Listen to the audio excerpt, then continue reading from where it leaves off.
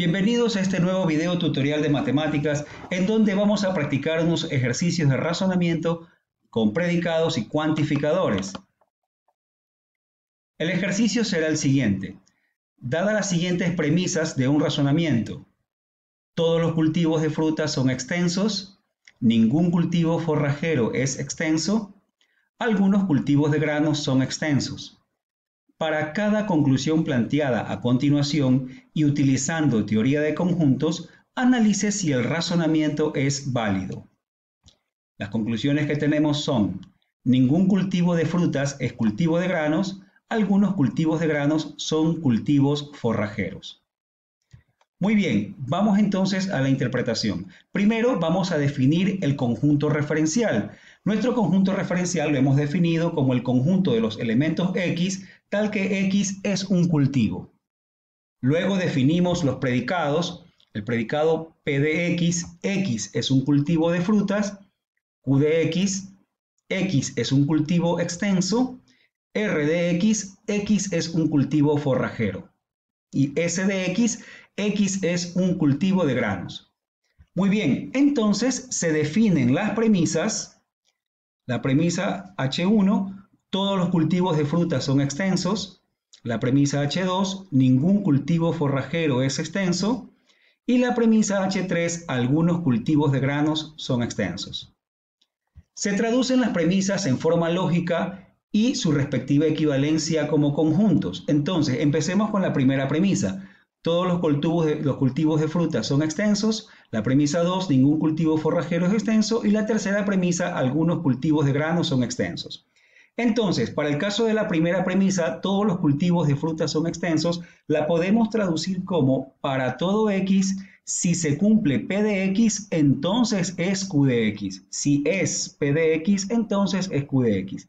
Que en teoría de conjuntos lo podemos traducir como el conjunto de verdad del predicado P de X es un subconjunto del conjunto de verdad del predicado Q de X. La segunda premisa, ningún cultivo forrajero es extenso, en su lógica proposicional la vamos a traducir como: para todo X se cumple que si es R de X, entonces no es Q de X.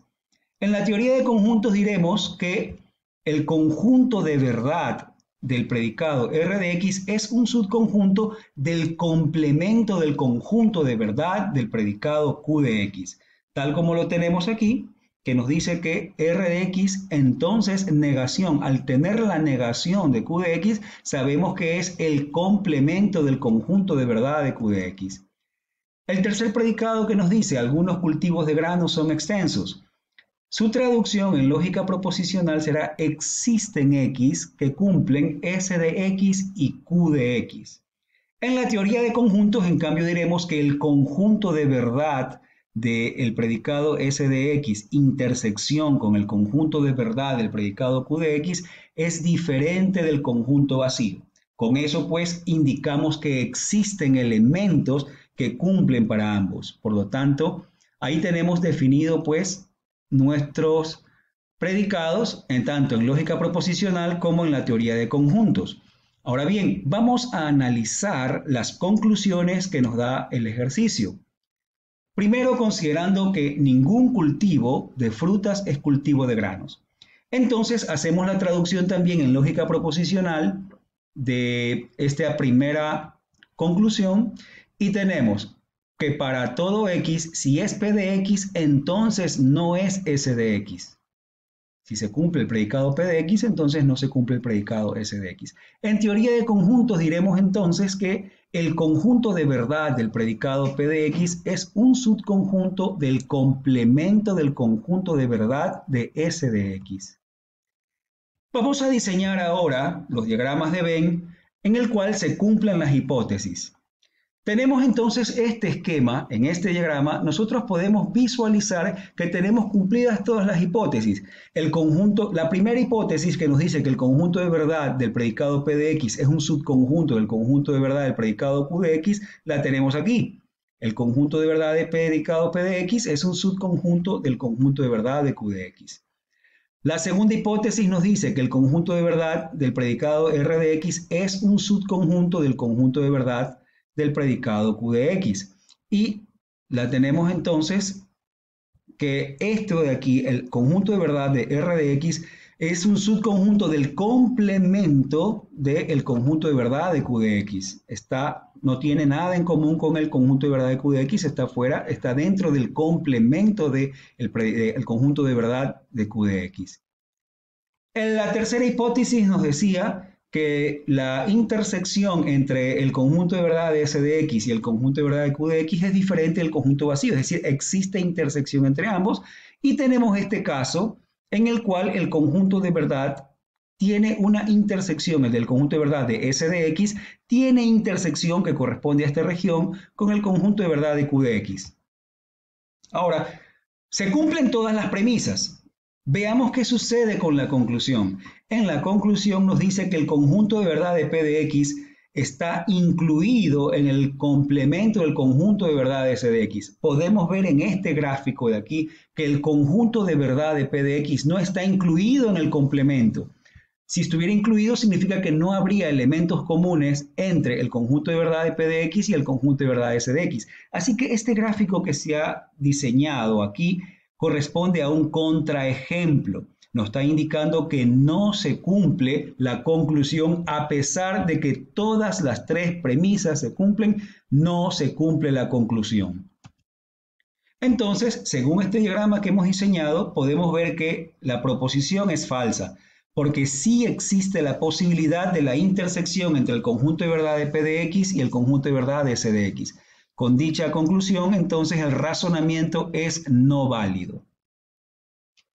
Veamos ahora con la segunda conclusión, que nos dice algunos cultivos de grano son cultivos forrajeros. Muy bien, vamos a hacer entonces primero la traducción en lógica proposicional. Para la conclusión, existe al menos un X tal que S de X, que cumplen S de X y R de X.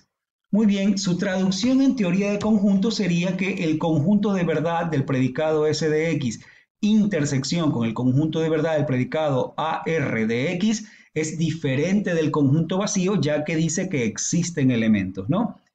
Entonces, vamos a utilizar, si se utiliza el caso generalizado que se usó en el análisis del literal A, se puede constatar que se cumple la conclusión. Vamos a utilizar entonces el mismo gráfico que utilizamos para el literal A, en el cual habíamos puesto los conjuntos, conjunto de verdad de P de X, conjunto de verdad de Q de X y conjunto de verdad de R de X, y luego habíamos graficado el conjunto de verdad de S de X como una intersección con todo. Ese es el caso generalizado que tomamos, ¿no? Ahora bien, para este caso, donde ya vimos que las hipótesis se cumplen, sin embargo, veamos qué pasa con la conclusión. Aquí me dice que el conjunto de verdad de S de X intersección con R de X, con el conjunto de verdad de R de X, es diferente a vacío. Y efectivamente podemos ver que el conjunto de verdad de S de X con el conjunto de verdad de R de X tienen una parte común. Es decir, efectivamente son diferentes del conjunto vacío. ¿De acuerdo? Por lo tanto, si nosotros analizamos esto, podríamos decir que el razonamiento es válido. Sin embargo, debemos recordar que debemos buscar variantes. En todas las variantes en las cuales se cumplan siempre las hipótesis o las premisas, y lo que tendríamos que variar es las posibles opciones para la conclusión. Muy bien, sin embargo, veamos otro diagrama en el cual también se cumplen todas las premisas.